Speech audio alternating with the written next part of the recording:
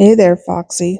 It's Leslie from Leslie's Cookies and Treats, and today we're taking the cat Valentine cookie cutter and turning it into a fox. This cat is from my Valentine's Day cookie decorating class, and I'll leave a link for that in the description. And I'll also leave a link for where you can get this cookie cutter STL file. And for right now, if you buy the class, you get the cookie cutters for free, and there's info about that in the description as well. And in the class, we'll go over things like royal icing consistencies and how to mix your colors to get the color you're looking for.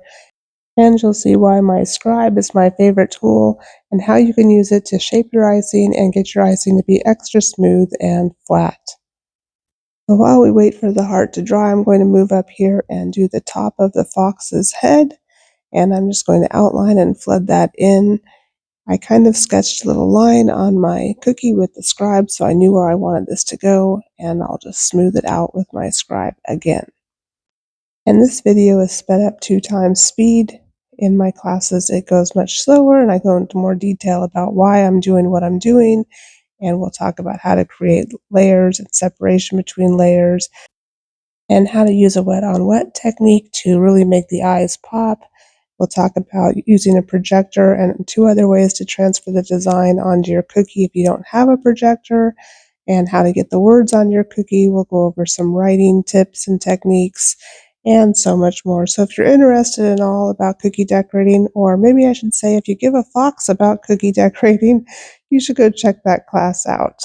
It's a lot of fun, and you'll learn skills that you can use to decorate cookies for any occasion. And making decorating cookies is a really great way to give a really personalized gift. It's something special that can be made to fit any occasion or any personality.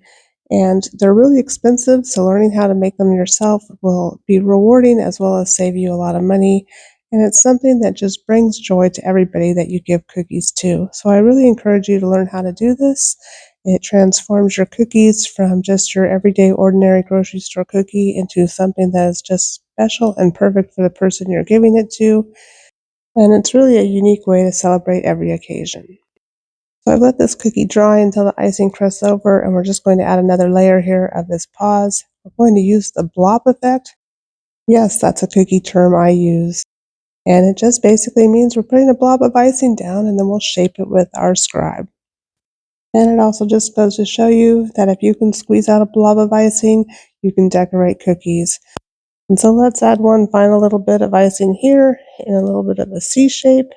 And then we'll set this cookie aside to dry completely, and then we'll come back and use our projector to get the words onto the cookie.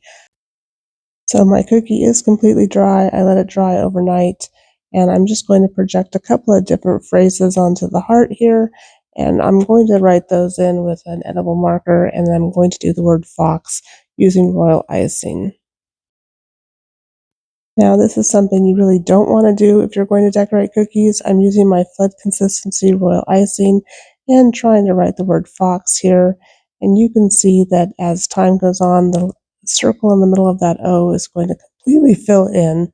And that's not at all the look that we're going for here.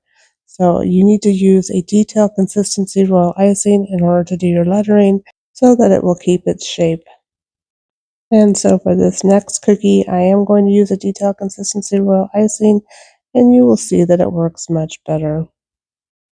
And then another little tip I can give you is to start squeezing out a little bit of icing before you touch it down, and that gets rid of the bump at the start of your lines of icing.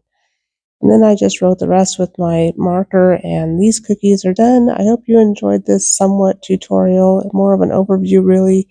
And again, if you give a fox about cookie decorating, then this is the channel for you. I have lots of tutorials that'll teach you just about everything you want to know. And if you want to make these cute Valentine's Day cookies, be sure to check out the class. I hope you have a wonderful Valentine's Day. Thank you so much for watching. If cookie decorating is your thing, please be sure to hit that like and subscribe, and I'll see you in the next one.